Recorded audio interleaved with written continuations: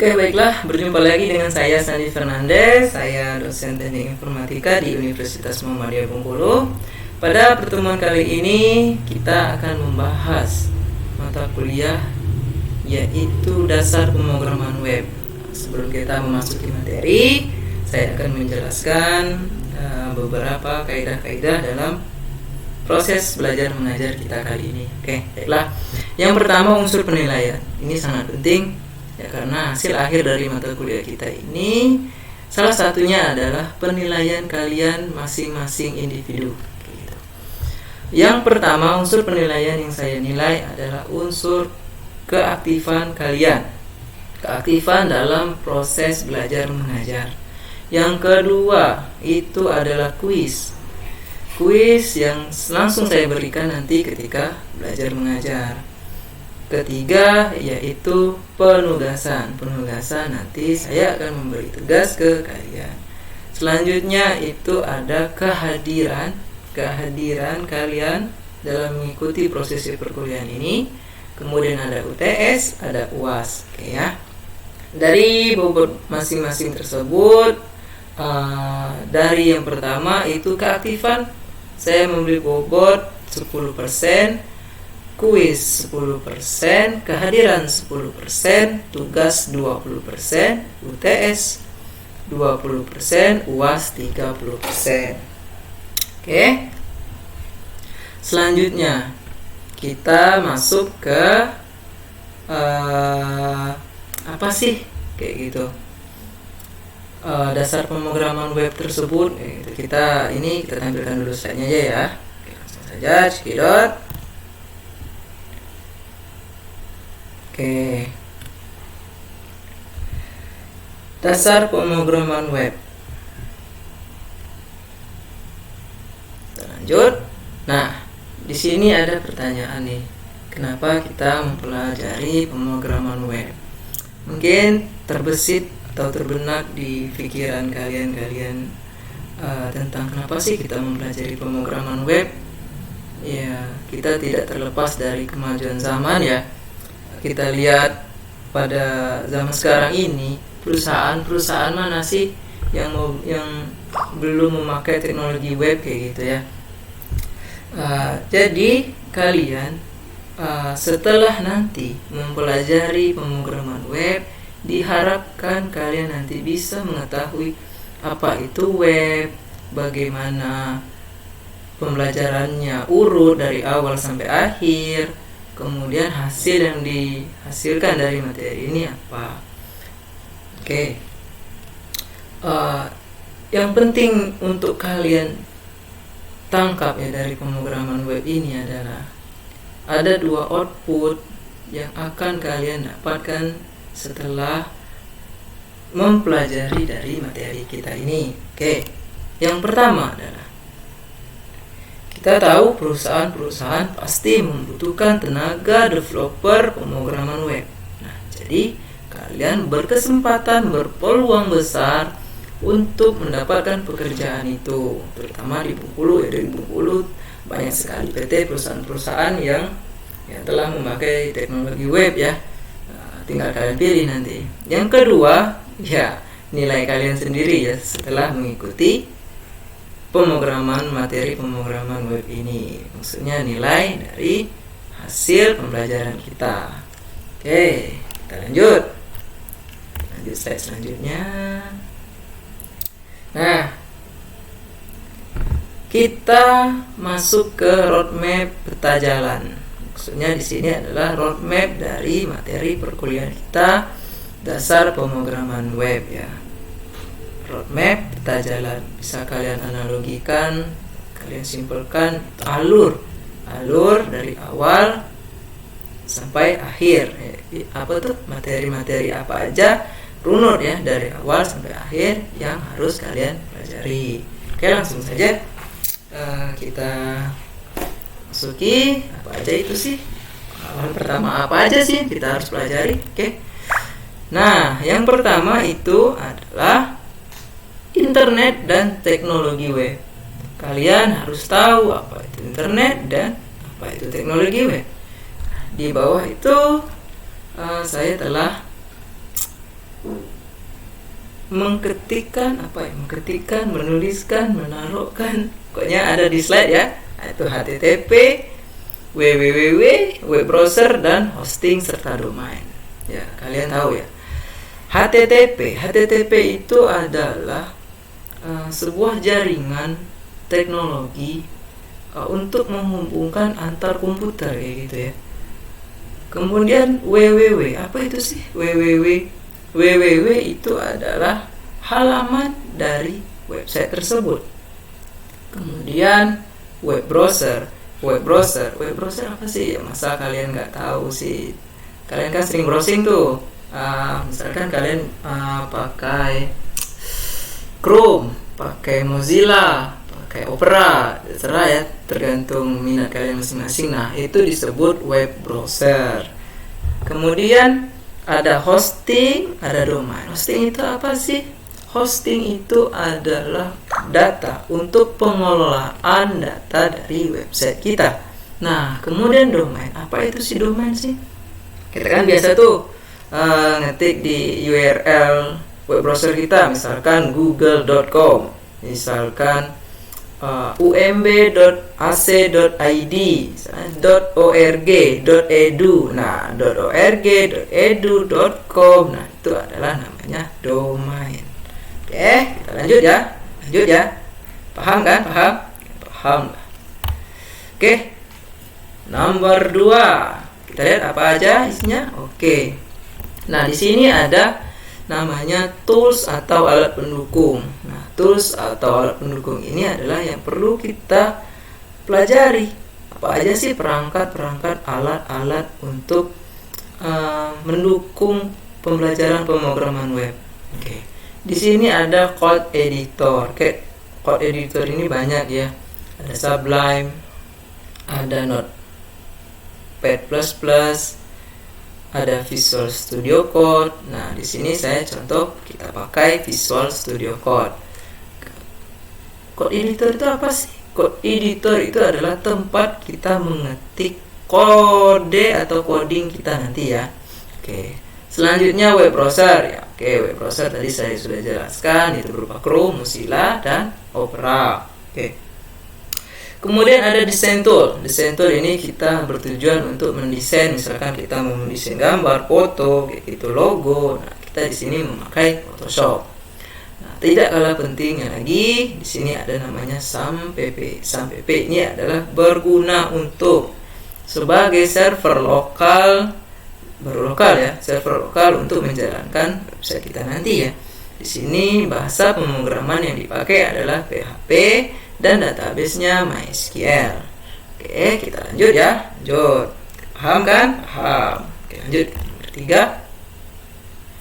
Oke, di nomor 3 ada apa? Oke, di sini baru kita ada namanya HTML. Apa itu HTML? HTML adalah Hypertext Markup Language.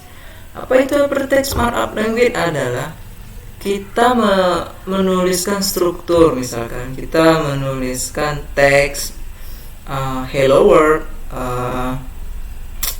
lagi terserah kita ya mau menuliskan teks apa kayak gitu di code kita nanti gitu. Apa aja sih yang ada di HTML kayak gitu. Nah, di HTML ini ada berupa elemen, ada berupa form, ada grafik dan media. Maksudnya apa sih di sini? Nah, elemen ini adalah misalkan seperti nanti ada tag kayak gitu, elemen-elemen dari HTML. Kemudian ada form, grafik, kita bisa naruh grafik, nanti kita bisa naruh media. Contohnya media itu misalkan kita bisa naruh foto, misalkan kita video, dan kita bisa menaruh link di sana nanti. Oke ya, paham kan? Paham lah, enggak ya? Paham. Oke, lanjut ke nomor 4. Nah, nomor 4 ini ada di sini adalah CSS. Apa itu CSS? Ya, CSS ini adalah Cascading Style Sheet. Apa itu CSS? Nah, gampang ya kayak gini ya. CSS ini adalah tampilan kayak gitu untuk mempercantik struktur yang kita buat tadi dari HTML tadi. Misalkan kita memberi warna, tata letaknya kayak gitu. Pokoknya tampilan, mempercantik tampilan kita. Nah, Lanjut. Oke. Lanjut nomor 5. Nah, di sini ada version control system. Apa saja sih kita pelajari tentang version control system? Nah, di sini adalah kita mengelola shortcode yang kita bikin. Maksudnya adalah supaya shortcode kita itu rapi kayak gitu. Nah, kita bisa menyimpan shortcode kita itu di GitHub kayak gitu. Oke, kita lanjut ya. Nah, setelah itu ada JavaScript. Nah, di sini baru kita mengcoding JavaScript. Di sini baru kita memogram kayak gitu. Nah, JavaScript ini adalah pemrograman.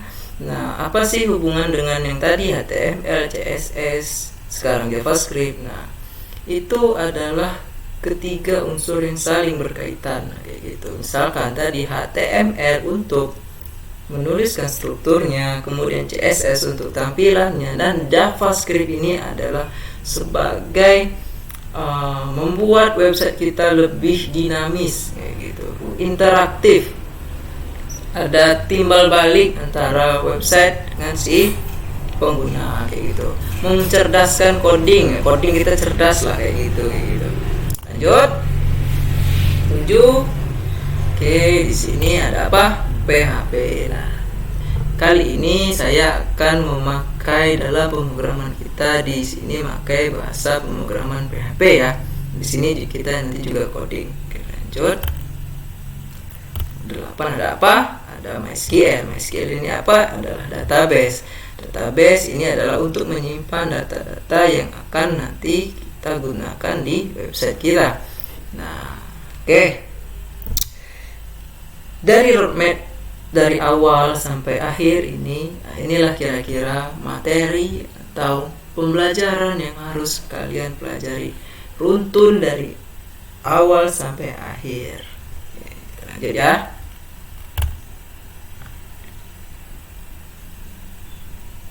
Nah, di sini terdapat sejarah web ya. Ini sangat penting buat kalian. Kenapa? Karena kita harus mengingat sejarah ya, sebagai pengetahuan dari mana sih web itu dari awal. Kita langsung saja ya, kita cek. Nah, di tahun 1990 itu rilis web version 1.0 ya. Nah, jadi 1.0 ini versinya itu apa sih webnya? Webnya itu berupa halaman-halaman atau situs-situs web kayak gitu. Websitenya itu masih statik kayak gitu, belum ada interaktif, belum ada hubungan timbal balik. Nah, kayak gitu. Kita cuma hanya bisa melihat dan membaca isinya kayak gitu ya. Kemudian kita beralih ke tahun 2000. Di tahun 2000 itu ada web yang version 2.0. Nah, 2.0 ini web sudah melakukan perkembangan zaman gitu ya. Web sudah dinamis, sudah ada hubungan timbal balik. Contoh websitenya adalah misalkan Facebook, YouTube. Ya, maksudnya dinamis itu kan hubungan timbal balik. Misalkan kita bisa men-share, subscribe, like kayak gitu ya, kayak konten-konten YouTube itu like, comment, and subscribe ya.